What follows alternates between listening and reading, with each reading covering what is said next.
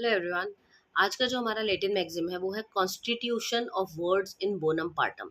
Constitution of words in Bonham partum का मतलब क्या होता है कि जब भी आप कोई भी वर्ड्स बोलते हैं या जो भी ले रहे हैं वर्ड्स को, उसको लॉफुल सेंस में यूज़ करना है।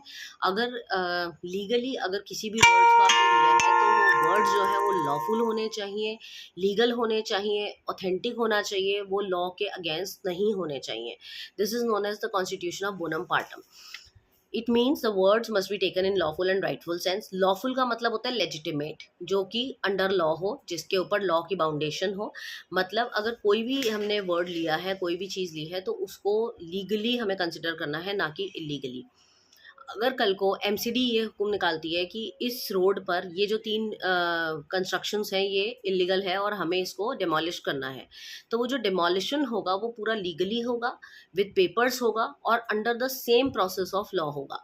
मतलब जिस तरीके से लॉ उसे बोलता है कि इस तरीके से आपको इसको डिमोलिश करना है, तो उसी तरीके से डिमोलिश होगा और वो लीगल तरीके से होगा, ताकि कोई भी उसमें ऑब्जेक्शन ना कर सके कि इसको गलत तरीके से किया गया है। इसी तरीके से एक और एग्जाम्पल है आर्टिकल 19(1) का, जो कि हमें ये बोलता है कि एक इंसान को right to opt any profession का अधिकार है। मतलब मुझे आर्टिकल 19(1) के हिसाब से किसी भी प्रोफेशन को अडॉप्ट करने का अधिकार है।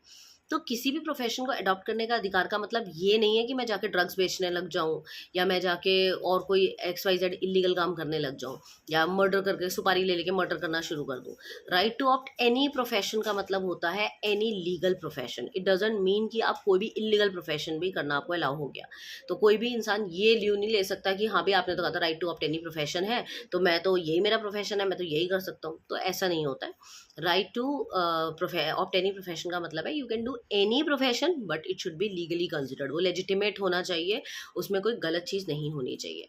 तो कॉन्स्टिट्यूशन इन बॉर्नम पार्टम का मतलब यही है कि जो भी वर्ड्स या जो भी स्टैट्यूट्स या जो भी लॉज लिखे गए हैं, उसका अगर कोई और भी मीनिंग निकलता है तो आपने वो मीनिंग नहीं लेना है। आपने मीनिंग सिर्फ वो लेना है जो लेजिटिमेट हो, जो अंडर लॉ हो, जो कंसिडर्ड बाय लॉ हो, जिसमें लॉ अपनी स्टैंप लगाती हो कि हाँ, हमने ये स्टैच्यूट बनाया है, हमने ये लॉ बनाया है और इसको एज इट इज़ आप ऐसे ही लेंगे।